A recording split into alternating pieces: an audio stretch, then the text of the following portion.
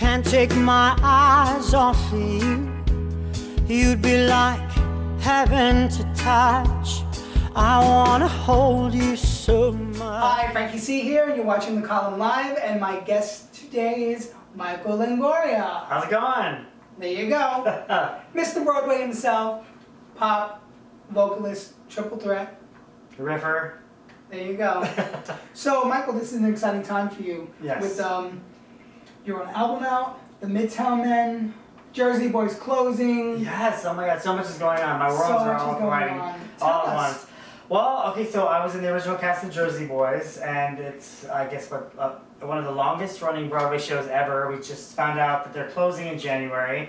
But I had a lot of mixed emotions about it because, you know, it was, for me, it was like my big break. It gave me a starring role in a show. But, and I was telling somebody the other day, I was like, you know, even though I was done with the show after 3 years, walking by 8th Avenue and like kind of knowing that Jersey Boys was there, like passing by, I was kind of like a parent. Like when you go away to college, you know that your mom and dad are going to be there. Like when you know if you ever want to come back for winter break.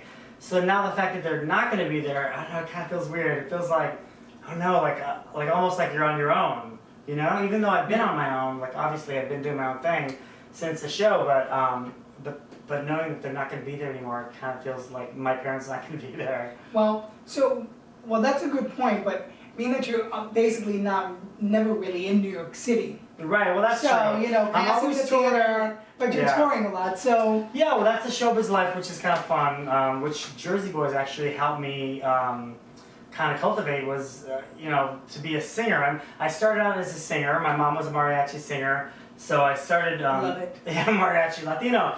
But so I learned how to sing in Spanish, and at some point I decided I wanted to go to school to be an actor. So I went to NYU to study just acting, and you know, with musical theater in there, but it was primarily acting. But to be able to play a role as Frankie Valli in Jersey Boys, who was a singer, but I'm acting as him, but I'm also a singer. Amazing. It was pretty fun. It was actually pretty awesome. But now, as in the Midtown and as a singer, I've been able to kind of like live that life in reality. You know, I was started off as a Broadway actor, but now I'm literally singing concerts all the time now, which is great. So, being in front of thousands of people. Well, you know, playing Frankie Valli and Jersey Boys helped me like figure that out, and kind of gave me the hunger for that other kind of outlet. So when you were performing in Jersey Boys, did you get to meet Frankie Valli? And what words of advice did he give you? Oh yeah, it's so funny. Listen up, people. Yeah, Here if you're ever singing Dawn, no vibrato. He did tell me this, like, don't do vibrato in this song. I was like, okay. But actually, no, Frankie was really loving. He was a mentor. Right before I took over the lead role of Frankie Valli, he brought me on stage when he was performing in New York City. And it was kind of an interesting experience because I wasn't expecting him to bring me on stage. I was just going to the show to see him perform and to like be like take notes. Okay, well, how does he hold his hand, or which hand does he hold the microphone in? And it's just like an actor. I was approaching it from an actor's standpoint, watching the show. And then out of nowhere, at the end of the show, he stops the show and he says, "Ladies and gentlemen, someone's out there in the audience, and I'm going to bring him up on stage, Michael Longoria." And I was like, "Oh no, this is not happening," because I wasn't prepared for that. I was like there last minute even, so I wasn't even dressed nicely. So I get up on stage, they start vamping a song from Jersey Boys, but in Jersey Boys it's an abbreviated version, so I knew the abbreviated version of it. But of course it's Frankie Valli in concert, so he does the entire song, and of course the part that he wants me to sing was the part that I'd never sung before. Are you serious? Oh yes! That's crazy! So I was like, okay. So I mean, yeah, I'm sure I fudged it. I like made it work, but it wasn't the right lyrics. But that was a funny moment, and that just goes to show you about Frankie Valli, like how much he cared about me, and I'm sure in your career. Well, my career, and not only that, but just like the nurturing element of it. Like he's gonna share this big New York moment of his own. You know, this is his concert. You know, with me, he's some kid who's in a Broadway show about him. Like nobody knew who I was. And, well, they know who you are now. Well, I know it. Well, they did now. And they was like, that's the kid who doesn't know the lyrics. There you go. So you should go on that show. Well, let me tell you. There's now a TV I've show learned. called Learn the Lyrics. Well, now I've learned I know those the lyrics. I know those lyrics now. Trust me. Okay. If he's out there, Frankie, you want to come back on stage? No, I would definitely be prepared. But you know, at that time, I didn't know he was going to bring me on stage.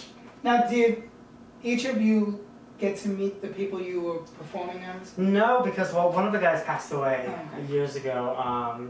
Nick Massey, the guy who was the bass player. But I believe the Tommy DeVito guy came, and of course Bob Gaudio, who wrote a lot of the songs. He was in the creative process, so we got to meet a lot of them. Do you find now performing in your own solo act, you're pulling stuff from the Midtown Men, from Jersey Boys, from Hairspray? Is that become your foundation? Well, it's interesting. It's like I started out in Broadway music to be in classical Broadway shows.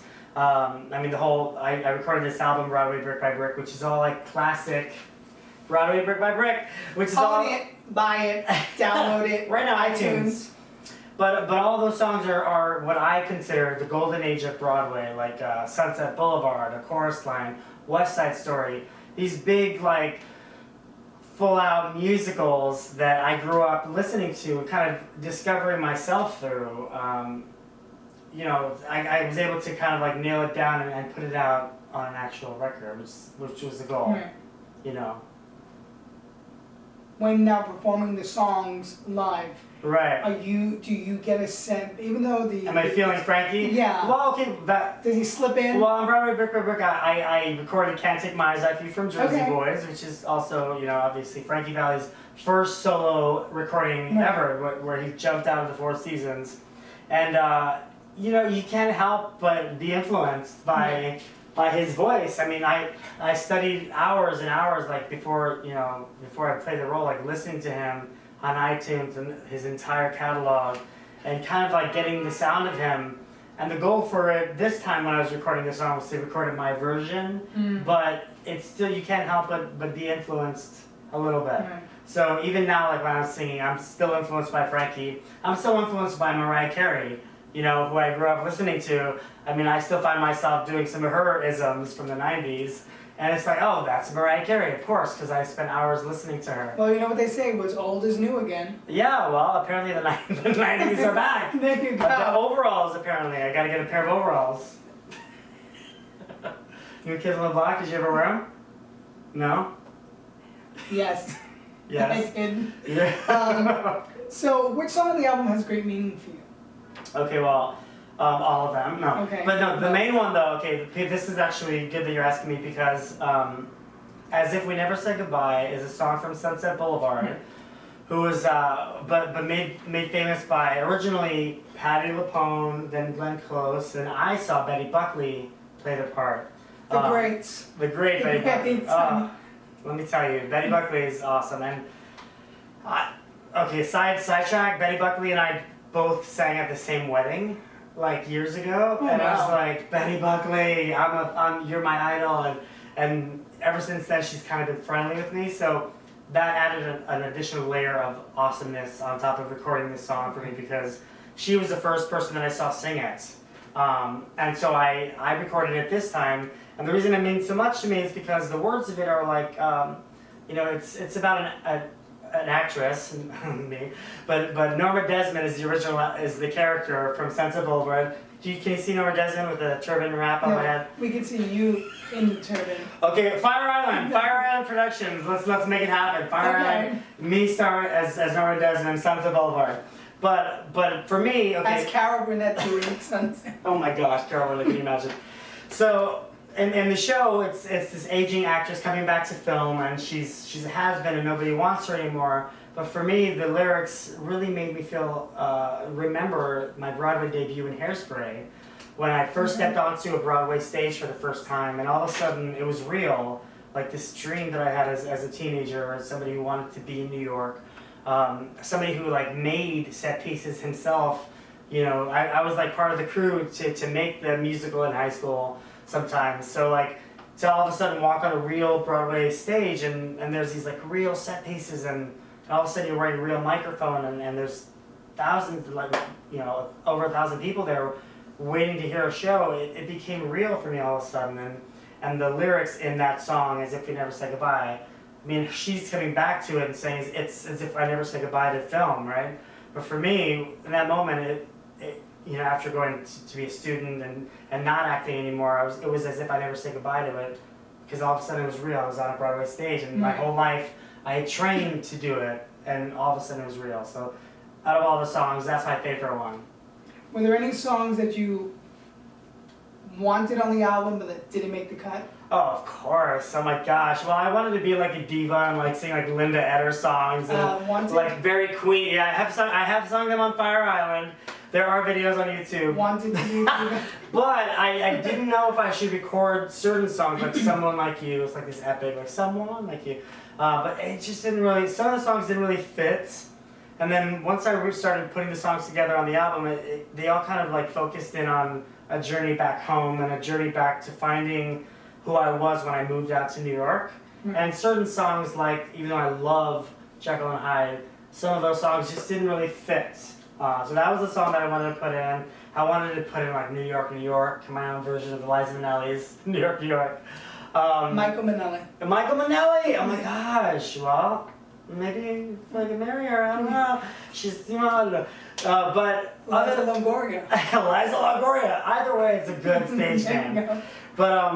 But there's Why God Why from Miss Saigon was a song that I wanted to put on. But again, I couldn't justify like putting a soldier song about Vietnam in my album about going back home. Like the album kind of dictated what songs were going to be put on. But certain songs I definitely wanted to put on there, and maybe in the future, maybe there'll be a second album where Why God Why from Miss Saigon will be on there. It's my favorite song. I love that song so much. It's really great. Songs from Sweeney Todd. Yes, there's another song that I considered, Not While I'm Around, which is sung by the crazy little sidekick. Did you see it with Patty in it? No, I didn't see it with Patty in it, but I've watched the movie with, yes, it's amazing. So do you see yourself doing an album of duets? I would love to. If anybody wants to do a duet with me, hey. No, Well, 12 people would have to come forward. Yeah, 12. Yeah, Edina. If it was a bunch of like awesome people like that, yeah. Chenoweth, I would love to do one with Kristen Chenoweth, Audra McDonald. I'd love to do some Guy. If Shine Jackson ever wanted to record something with me, or people like that, I'd love to. I mean, sharing your gifts with other people that you think are really awesome is the best thing you could do, because then you forever have like a recording of this moment of you sharing your gifts with somebody. Well, if you did, this is going to be crazy, but if you did a duet album, would it consist of only Broadway or pop singers as well? Well, listen, if Mariah Carey wants to do an album with me, then I would be all pop. She's not allowed. Mariah, if she wants to do something, I'd be like, whatever you want, Mimi.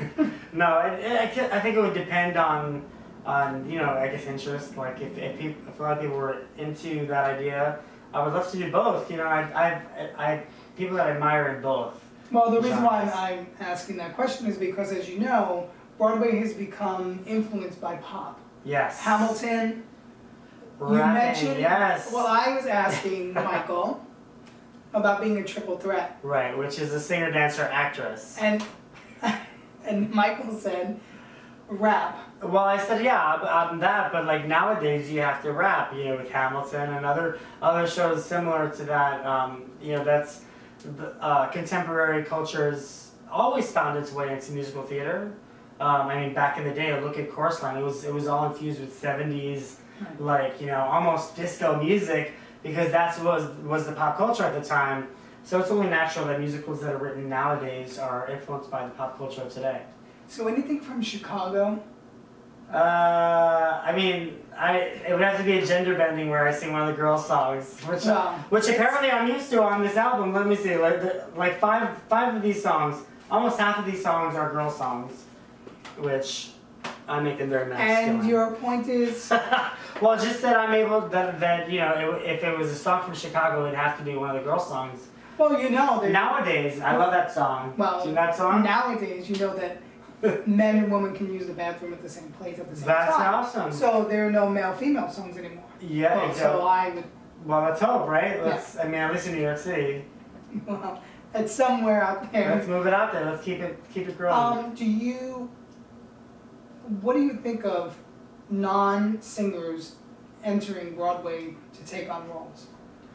Well, if they can act, then it's awesome. You know, I just saw a show actually where the lead actress was in a role where it was typically a fierce vocalist, and she wasn't a very good singer, but her acting was so heartbreaking that I almost forgot that these songs can be belted and be like these amazing epic songs. I was clued into just her being on stage and her being the character, and it really taught me a lesson. And this was in London. I won't say what show it was, but it taught me a lesson because I was like, oh wow, you don't necessarily have to do all vocal gymnastics in order to make a difference in somebody to pay attention.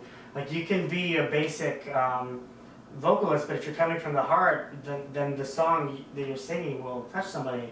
And I was boo-hooing throughout this entire show. So then she did a good job. Oh my God, she did a great job. She sang on key, obviously. She just wasn't what you're expecting, a Linda Eder or this amazing throat.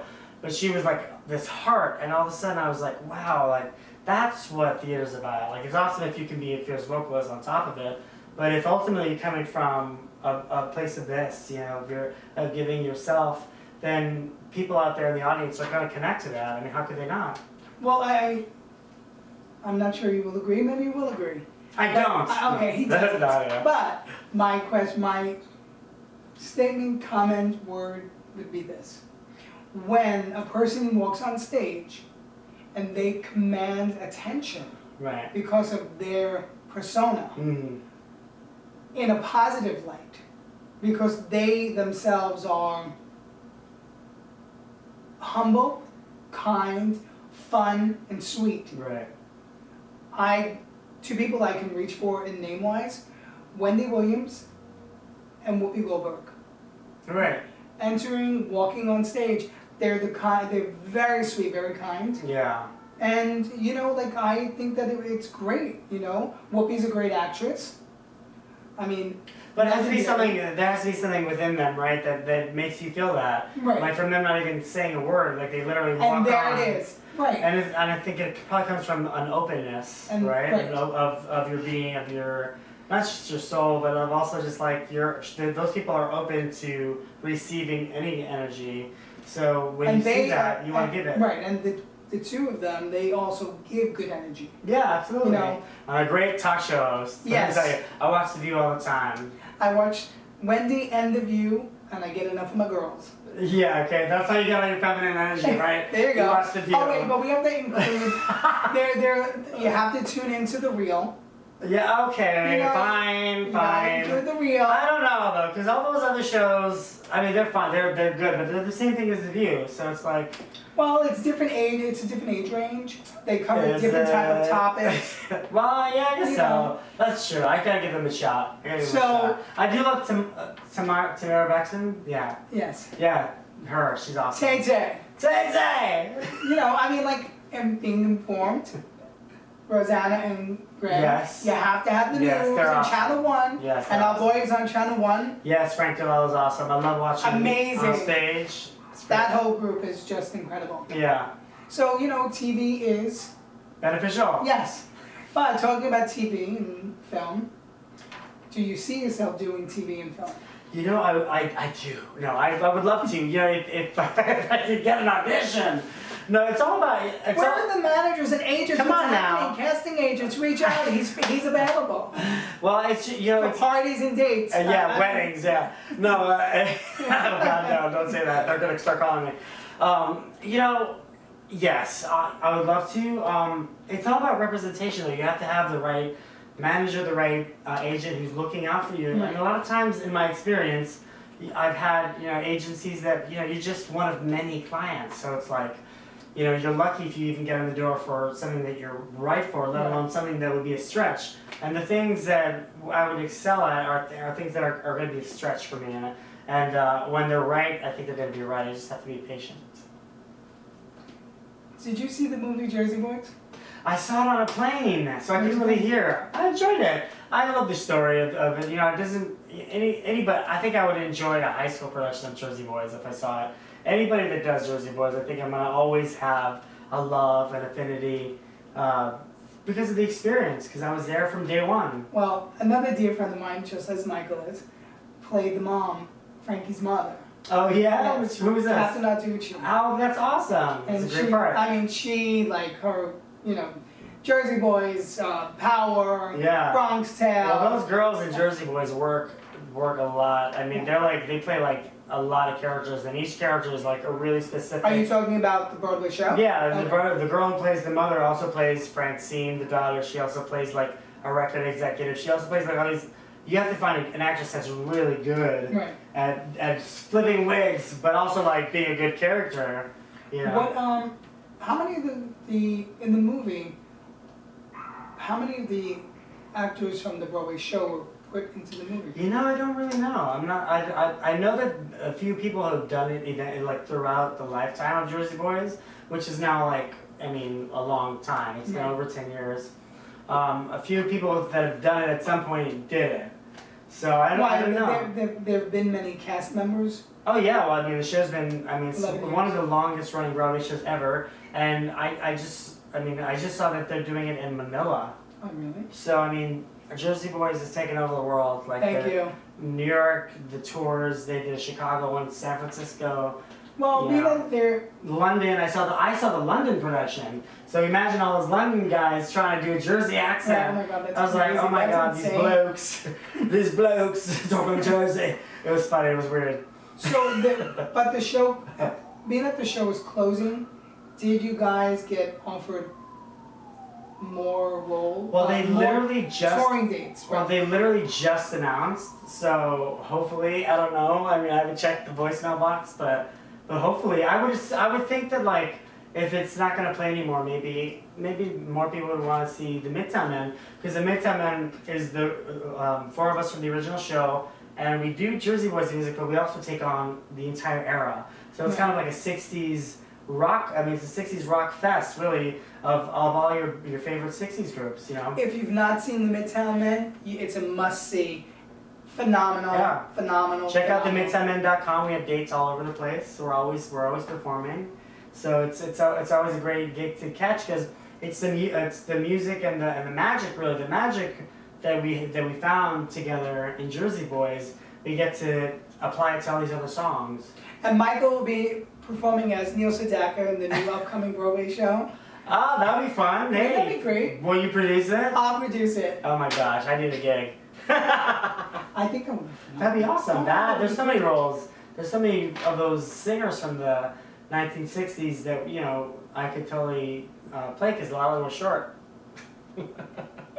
They were. Well, you know what You didn't they're saying. realize Frankie Avalon, Frankie Valli, Neil Sedaka, all these guys were short guys. Paul Anka.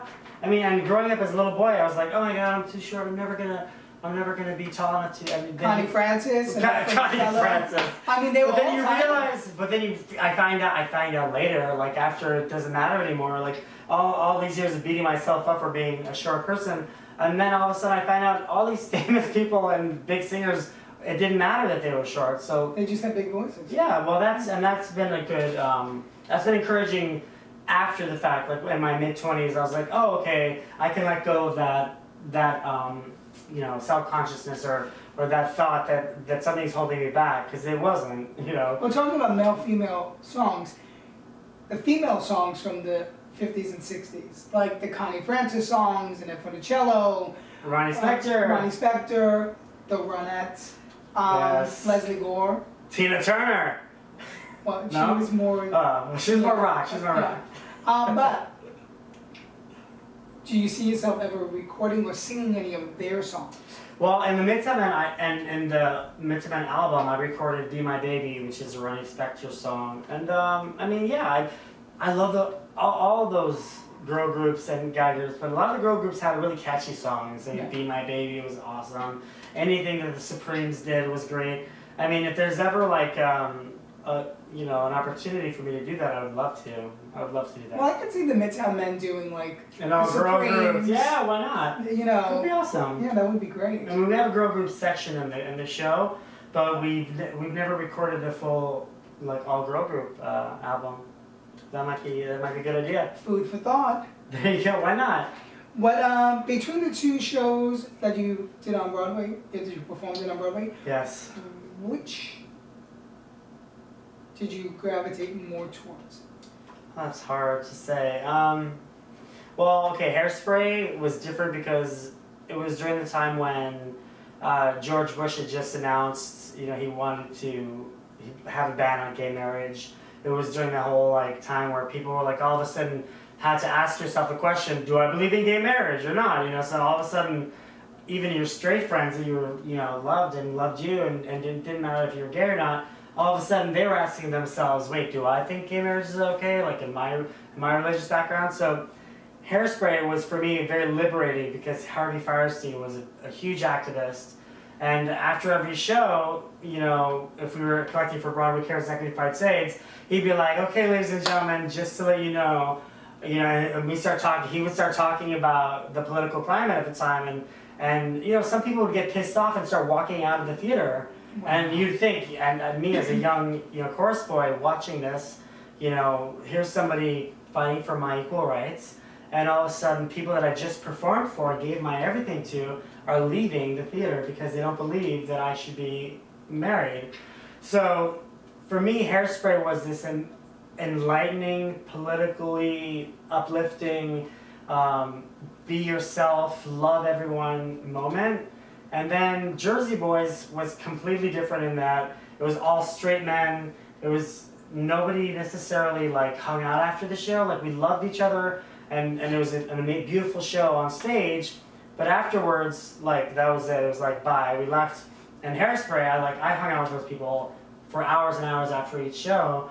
And I don't really know, maybe it was the nature of the piece, you know, because Jersey Boys is a little darker. Jersey Boys is about the rise and fall of an Italian, like, you know, certain kind of cultural singer, and Hairspray is all like, you know. I know the culture well. You know, you write down. I know it well. So Jersey Boys is this dark, like, very heteronormative, like thing, and Hairspray was all gay writers, all gay creatives, you know, the star was in drag.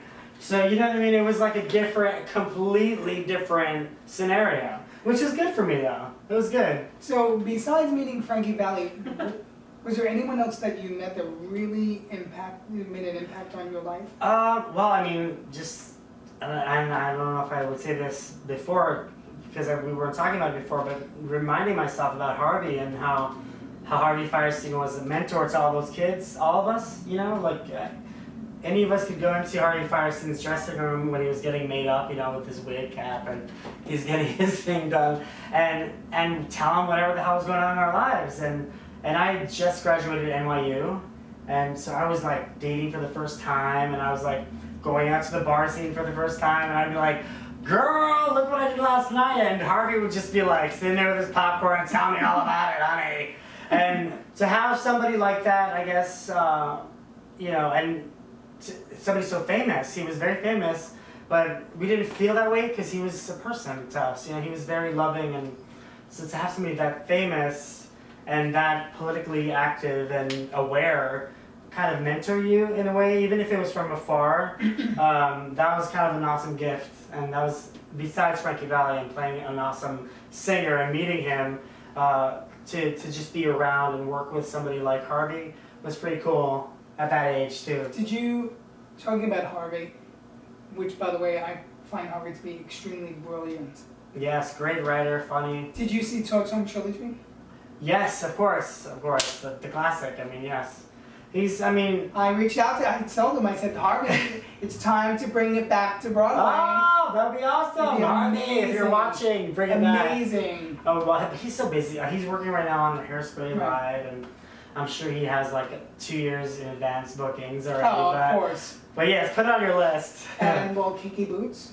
Kiki Boots. Harvey, Jerry Mitchell, Cindy Lauper, phenomenal group. Great group of people. Yeah. But see that, and it's funny, you see these groups of people that have had successes before come together and do another successful show, and it really gets to show about like their chemistry and their love for each other. Absolutely. That they stick together, they have the loyalty for each other, and they also have that it factor, that magic chemistry that makes a hit show happen.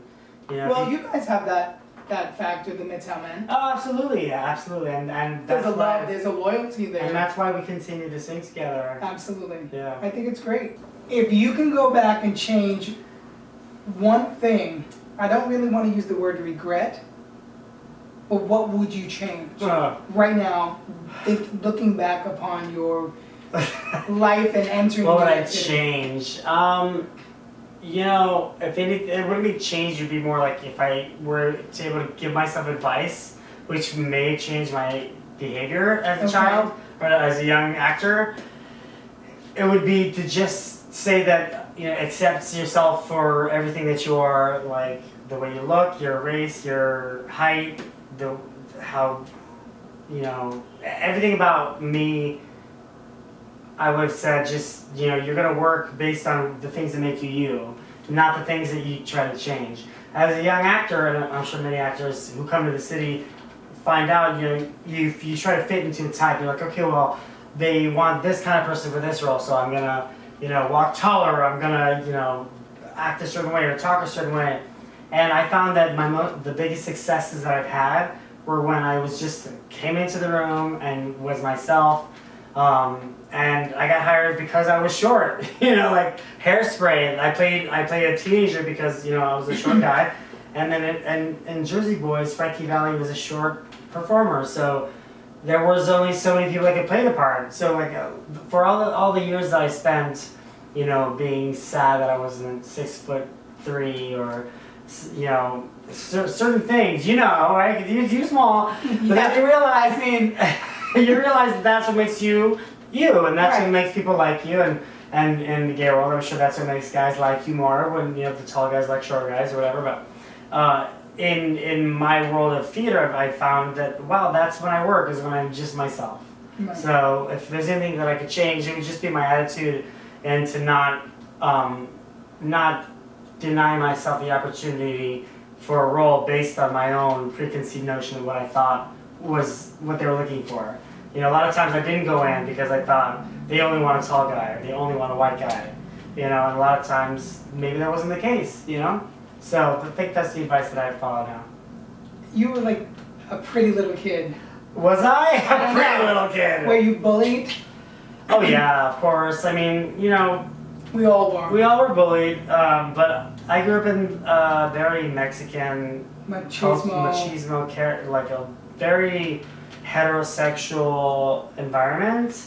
So somebody being, you know, obviously gay, and I mean, I twirled before I knew what a twirl was, and somebody was a singer. I got bullied daily in elementary school and junior high school, and then eventually I found, luckily my saving grace was that I found a high school for the arts, which was a magnet program for kids that were singers or artists, and as soon as I was at that school, all of a sudden all the things that I was bullied for, I was applauded for.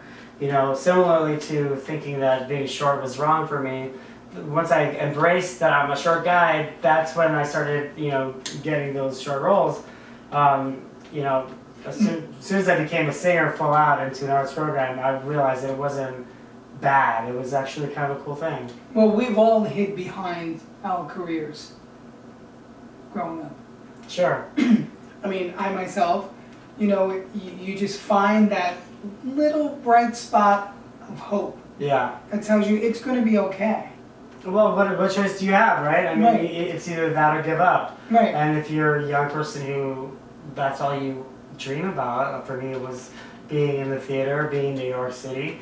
I literally gave myself no other option, right? So I was like, there's no other option but to get on that plane and go to New York City and try to make it happen. Well, I too was that pretty little kid that had The a very, favorite of all what's your time. favorite song of all time to sing, that you find yourself singing? That's interesting. Well, I mean, if I'm going into musical theater world, my favorite song of all time is Being Alive. And that's something that I recorded on my album. And pop? Well, and pop, it would have to be a Mariah Carey song, something probably like, you know, Someday, you know, that she sang off of her big 90s album. All about, you know, one day you're going to see that I'm the one for you. And 50, 60 songs? 50s, you know, Be My Baby is an all-time favorite, Ronnie Spector. I think everybody loves that song. River Deep Mountain High is a great song that Tina Turner, I mentioned her earlier, but that she sang that was a kind of an iconic 60s signature piece, which I love. Well, in closing, we are going to tell the lovely viewers, pick it up, purchase it, download it. Brick by Longoria, Brick. Brick by Brick. Where can they find it? You can buy it on iTunes or at BroadwayRecords.com, or this Sunday I'll be performing the entire CD at Joe's Pub in concerts. Okay. Midtown Men? The Midtown Men, if you want to check out 60s music, the MidtownMen.com. We have concerts all over the nation. Anything else they should know before we sing our way out? Oh, are we singing? Are we going to do a duet? Maybe. Well, anything else you should know? Just that that I put a lot of heart and soul into this album, and hope that you will listen to it and take it in and just take home a piece of me. And that's So, why is I do it You Don't Own Me or Be My Baby? Which one? Oh, Be My Baby. No. Are we gonna sing that?